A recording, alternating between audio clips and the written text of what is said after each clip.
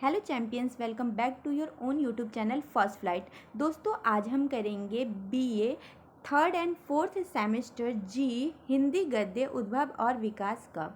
तो सबसे पहले हमने इसका यूनिट 1 पार्ट 1 कर लिया है, जिसमें हमने किया था कहानी और निबंध। क्वेश्चन कैसे फ्रेम होगा दोस्तों? तो क्वेश्चन आ सकता है कि हिंदी गद्य उद्भव और विकास पर प्रकाश डालिए या विवेचना कीजिए। तो आपको सारी ही चीज़ें लिखनी होंगी। सबसे पहले कहानी, उसके बाद आपको लिखना होगा निबंध, उसका उद्भव और विकास, उसके बाद आपको लिखना होगा रेखा चित्र, उसका उद्भव और विकास, और उसके बाद लास्ट में आपको संस्मरण लिखना होगा। व्यंग्य वगैरह भी है तो वो इतना इम्पोर्टेंट नहीं है जितना कि ये 4 है। तो आप इन चारों को लिख दीजिएगा, आपके अच्छे मार्क्स आ जाएंगे। तो चलिए हम स्टार्ट करते हैं। सबसे पहले हम अर्थ जानेंगे कि रेखा चित्र होता क्या है।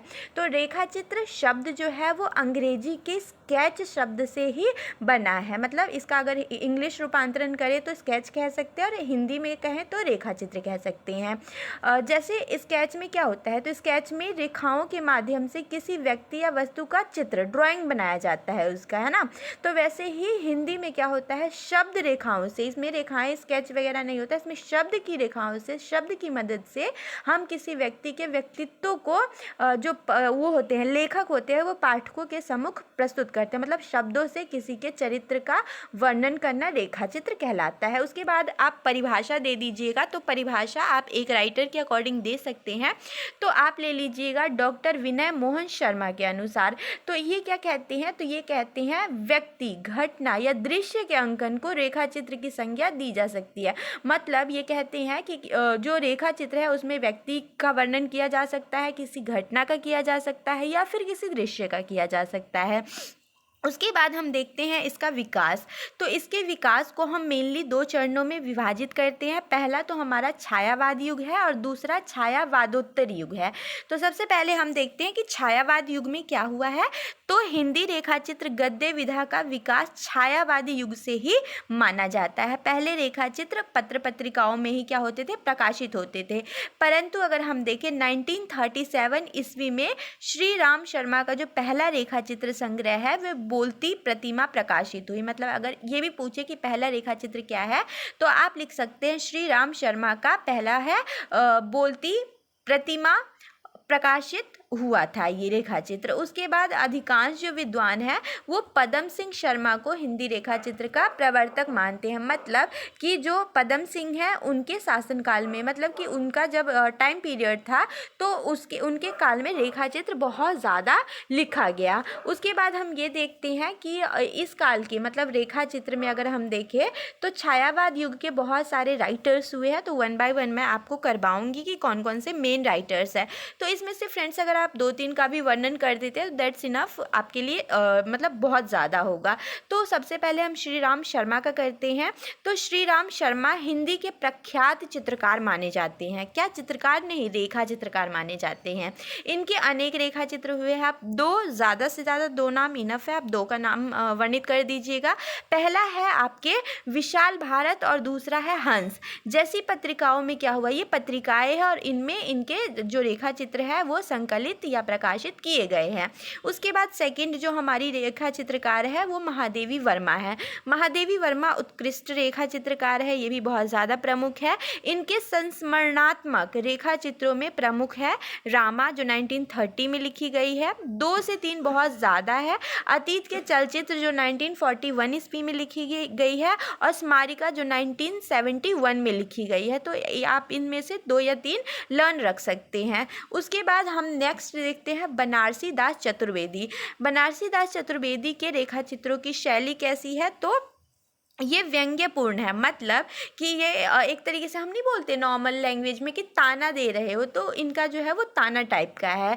इनके रेखा चित्रों में प्रमुख साहित्यकारों, देशभक्तों व समाज सेवकों के चरित्र का अंकन किया गया है, उस चरित्र को अंकित किया गया है। इन्होंने अनेक वर्षों तक विशाल भारत का संपादन किया। मतलब विशाल भारत का इन्होंने बहुत ज़्यादा टाइम देकर उसका संपादन किया और इससे पूर्व उन्होंने मधुकर का भी संपादन किया था। तो ये 2 इनके रेखा आप कह सकते हैं। उसके बाद हम करते हैं शिव पूजन सहाय।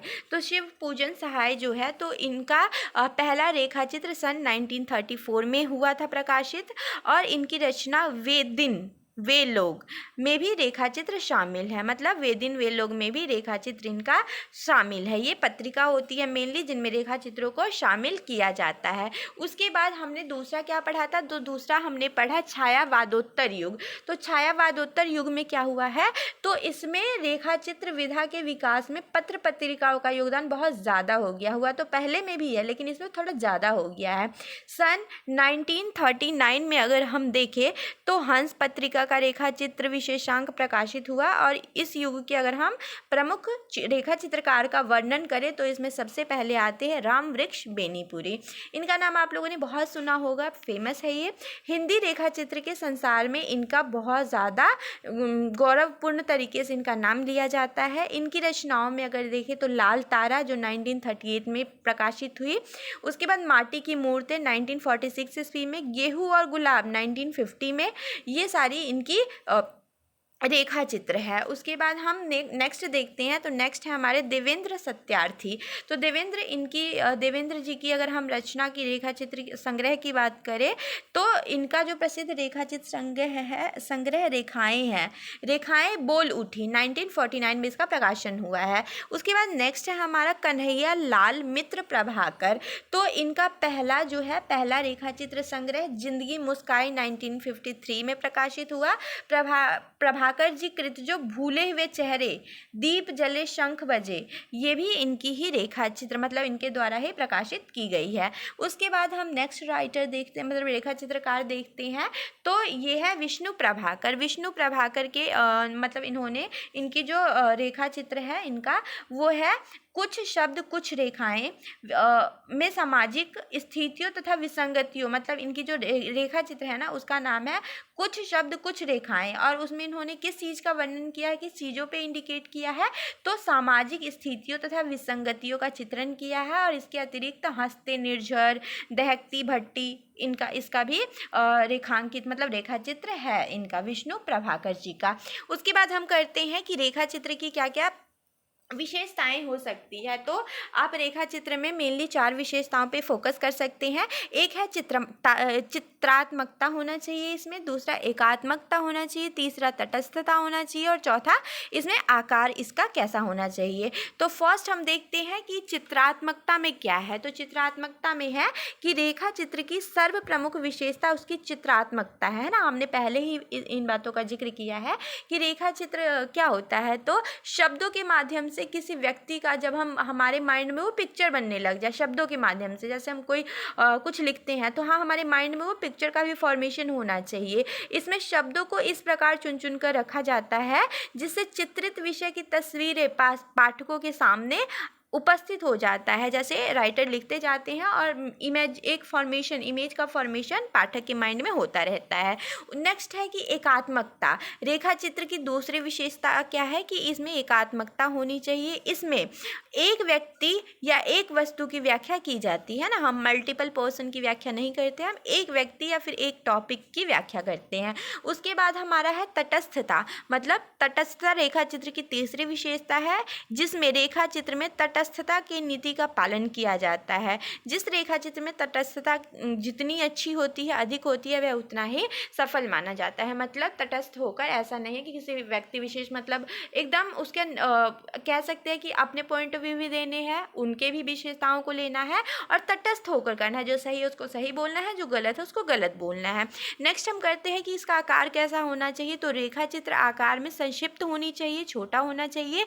इसमें कोई शब्द सीमा तो निर्धारित नहीं की गई है ना, परंतु ये कहा जाता है कि इसमें आप 5 से 6 पेज का ये रेखा चित्र लिख सकते हैं।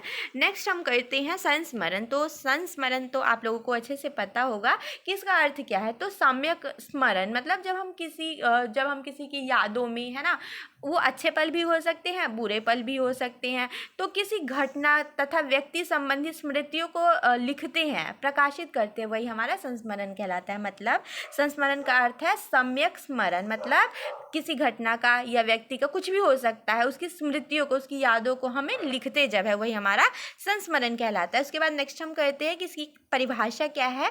तो डॉक्टर गोविंद त्रिगुणायत के अनुसार। तो इसमें आप किसी भी राइटर का ले सकते हैं, मुझे इनका इजी लगा इसलिए मैंने ये लिया। तो भावुक कलाकार ये कहते हैं, गोविंद जी कहते हैं कि भावुक कलाकार जब अतीत की अनंत स्मृतियों में से कुछ स्मरणीय अनुभूतियों की कल्पना से अपने व्यक्तित्व की विशेषताओं को रोचक ढंग से यथार्थ में व्यक्त करते हैं, तब उसे हम संस्मरण कहते हैं। मतलब हमारे अतीत में बहुत सारी घटनाएं होती है ना, क्या हम उन सभी घटनाओं को संस्मरण के रूप में लिख सकते हैं? तो नहीं लिख सकते। उसमें बहुत दुख वाला हम लिख सकते हैं, बहुत खुशी वाला, वो हमारे ऊपर डिपेंड करता है। तो जो हमारी बहुत अच्छी यादें होती है उसको हम लिखते हैं, उसी को इन्होंने कहा है कि वही हमारा संस्मरण होता है। उसके बाद हम संस्मरण का विकास देखें तो इसका विकास 4 चरणों में देखा जा सकता है। जैसे भारतेंदु युग 1868 से 1900 तक है। उसके बाद द्विवेदी युग 1900 से 1918 तक है। उसके बाद गांधी युग 1918 से 1947 है। और उसके बाद स्वतंत्रता युग है 1947 ईस्वी से अब तक। तो सबसे पहले हम देखेंगे कि भारतेंदु युग में क्या हुआ। तो भारतेंदु युग में संस्मरण लेखन का प्रारंभ होता है और भारतेंदु जी ने कुछ आप बीती कुछ जग बीती शीर्षक से एक सुंदर संस्मरण भी लिखा है। हिंदी के इस पहले संस्मरण में लेखक के संपर्क में आए पात्रों का अंकन है। मतलब ये जो संस्मरण है जिसको भारतेंदु जी ने लिखा है और इसका नाम है कुछ आप बीती कुछ जग बीती, ये पहला संस्करण माना जाता है और इसमें जो लेखक के संपर्क में आए पात्र थे ना उसका वर्णन है। उसके बाद हम देखते हैं कि बाल मुकुंद गुप्त ने अपने संस्मरण दिवंगत आत्माओं के प्रति श्रद्धांजलि के रूप में लिखा है। एक राइटर है बाल मुकुंद जिन्होंने संस्मरण लिखा है और उनका संस्मरण किस पे है? तो दिवंगत आत्माओं के प्रति उनका श्रद्धांजलि देने के रूप में उन्होंने लिखा है। उसके बाद हम नेक्स्ट करते हैं, तो नेक्स्ट है हमारा द्विवेदी युग। तो द्विवेदी युग है भारतेंदु युग की तुलना में अगर हम द्विवेदी युग को देखते हैं तो इस युग का संस्मरण साहित्य अधिक समृद्ध है। मतलब जो भारतेंदु युग है वो फर्स्ट है तो उतना डेवलप्ड नहीं है, बट जो द्विवेदी युग है वो ज़्यादा उसके अकॉर्डिंग डेवलप्ड है। इस युग का संस्मरण साहित्य अगर हम देखें तो कौन कौन से है? तो सरस्वती, समालोचक, इंदु, चांद, ये सारे इस युग के पत्र पत्रिकाओं में प्रकाशित हुआ है। और चंद्रधर शर्मा गुलेरी, जगत बिहारी सेठ, है ना। उसके बाद हम नेक्स्ट देखें तो आचार्य महावीर प्रसाद द्विवेदी, ये इस युग के प्रमुख संस्मरण साहित्य कार है। उसके बाद हम नेक्स्ट देखते हैं गांधी युग। तो गांधी युग में क्या हुआ है? तो गांधी युग में संस्मरण साहित्य पर्याप्त मात्रा में लिखा गया। द्विवेदी युग में भी बहुत ज़्यादा लिखा गया और गांधी युग में तो उससे भी ज़्यादा लिखा गया। तो इनकी जो प्रमुख संस्मरण है वो हम पत्रिका देखते हैं, सरस्वती, सुधा, माधुरी, हंस और विशाल भारत में प्रकाशित हुआ है। ये सारी पत्रिकाएँ हैं और गांधी युग के जो संस्मरण है वो इन पत्रिकाओं में प्रकाशित हुआ है। उसके बाद हम देखते हैं कि कृपानाथ मिश्र है, राम नारायण मिश्र है, बनारसी दास है, चतुर्वेदी है, रामकृष्ण दास है, श्री मन नारायण है। तो ये गांधी युग के सबसे ज़्यादा फेमस रचनाकार है, संस्मरण के रचनाकार है। उसके बाद हम नेक्स्ट देखते हैं, तो नेक्स्ट है हमारा स्वतंत्रता युग। इसमें क्या है? तो संस्मरण साहित्य का सबसे समृद्ध युग ये माना जाता है। स्वतंत्रता के पश्चात का युग आप इसको कह सकते हैं। इस युग में न केवल पत्र पत्रिकाओं में ही पर्याप्त संस्मरण प्रकाशित हुए अपितु पुस्तकाकार रचनाएं भी पर्याप्त परिमाण में प्रकाशित हुई। और इसमें अगर हम देखें तो महादेवी वर्मा ने इस युग में सर्वाधिक योगदान दिया और उन्होंने अपने संपर्क में आने वाली दीनहीन नारियों का, महादेवी वर्मा का सबसे ज़्यादा संस्मरण में योगदान है। और उनके जो टॉपिक्स है, उन्होंने किन किन टॉपिक्स पर ध्यान केंद्रित किया? तो पहला है मतलब कि दीनहीन नारियों का, जो गरीब फीमेल थी उनका, शोषित व्यक्तियों का, जो शोषित वर्ग थे उनका भी इन्होंने उनके ऊपर संस्मरण लिखा है। उसके बाद जीव जंतुओं का, है ना, नेचर, इनको नेचर से भी बहुत ज़्यादा लव था तो उनके बारे में भी लिखा है। उसके बाद हम ये देखते हैं कि विशेषताएं क्या है ना। तो इनकी जो ये अगर हम देखें संस्मरण, तो संस्मरण की विशेषताएं हैं कि इसमें विषय कैसा होना चाहिए, है ना। इसमें विषय कैसा होना चाहिए? तो विषय एकदम आपका होना चाहिए, विशिष्ट होना चाहिए, है ना। विषय या तो वो व्यक्ति के ऊपर लिखा जाता है ना, संस्मरण, या तो फिर कोई ऐतिहासिक स्थल हो सकता है। लेकिन लेखक को विषय का पूरा ज्ञान होना चाहिए, ऐसा नहीं आधा अधूरा ज्ञान है तो वो अच्छे से संस्मरण नहीं लिख पाएंगे। लेखक का कर्तव्य बनता है कि वह विशिष्ट व्यक्ति के जीवन से संबंधित जिसके भी बारे में वो संस्मरण लिख रहे हैं घटनाओं का स्मरण करते हुए उन्हें रोचक तथा तथ्यपरक ढंग से वर्णित करे, ताकि जो पाठक है उनको पढ़ने में मतलब अच्छा लगे। उसके बाद नेक्स्ट है हमारा पात्रों का चरित्र चित्रण। मतलब संस्मरण में वर्णित पात्रों का अच्छे से चित्रण किया जाना चाहिए, है ना। पात्र ऐसे नहीं हो कि वो बिल्कुल ही टॉपिक कुछ और है, बोल कुछ और रहे हैं। तो मतलब पात्र को ऐसा होना चाहिए जो सजीवता का वर्णन करे, है ना। व्यक्ति विशेष के जीवन में गुण का अवगुण का हर चीज़ को दिखाए, तो वो संस्मरण में पात्रों की भूमिका होनी चाहिए। उसके बाद संस्मरण की भाषा शैली कैसी होनी चाहिए, तो हर किसी की भाषा शैली वही होनी चाहिए, सरल होनी चाहिए, है ना। उसके बाद समझ में आए, सटीक होना चाहिए, है ना। और उसके बाद क्या होना चाहिए कि मतलब ऐसा होना चाहिए कि दूसरे व्यक्तियों को समझ में आए। तो संस्मरण की बहुत महत्वपूर्ण विशेषता है भाषा शैली। विभिन्न लेखकों की अपनी अपनी भाषा होती है ना। हम लिखते हैं, अगर मैंने लिखा तो मेरी भाषा अलग होगी, आप लिखेंगे तो आपकी भाषा अलग होगी। तो लेखकों में भी ऐसा ही होता है, उनकी भी भाषा शैली अलग होती है।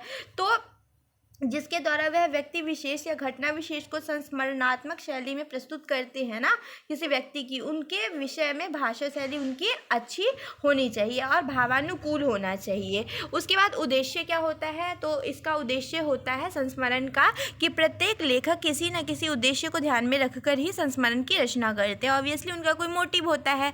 इससे लेखक व्यक्ति विशेष के चरित्र की विशेषताओं का वर्णन करता है ना, उद्घाटन करता है कि वो कैसा है, जिसके लिए वह क्या करता है, वह किसी घटना को आधार बनाता है। और यही कारण है कि रेखा चित्र को चरित्र प्रधान बताया जाता है। क्यों? क्योंकि किसी भी व्यक्ति विशेष या किसी भी चीज़ के चरित्रों का वर्णन इसमें किया जाता है, जबकि संस्मरण जो होता है वो घटना प्रधान होता है। उसमें व्यक्ति का नहीं, उसमें घटना जो घटित हुई है उसका वर्णन किया जाता है। फिर भी संस्मरणों को घटनाओं के साथ साथ चरित्र को भी महत्व दिया जाता है। तो संस्मरण में चरित्र को भी महत्व दिया जाता है और थोड़ा थोड़ा घटना को भी महत्व दिया जाता है ना। तो इसी के साथ आपका ये टॉपिक कंप्लीट हो गया, है ना। और मिलते हैं हम नेक्स्ट वीडियो में। और अगर आपका ये आता है ना कि हिंदी गद्य की विकास यात्रा का वर्णन करें, तो आप सबसे पहले कहानी लिख दीजिएगा, जैसे मैंने फर्स्ट में ही बता दिया है। कहानी, फिर संस्मरण, फिर निबंध, ये सब, फिर रेखा चित्र लिख के और अपने आंसर को वाइंड अप कीजिएगा। तो उम्मीद करती हूँ दोस्तों कि वीडियो समझ में आई होगी। अगर वीडियो अच्छी लगे तो चैनल को सब्सक्राइब कीजिए, वीडियो को लाइक कीजिए और अच्छे से पढ़ाई कीजिए। और टेक केयर दोस्तों। थैंक यू सो मच आपका बहुमूल्य कीमती समय देने के लिए। थैंक यू सो मच दोस्तों।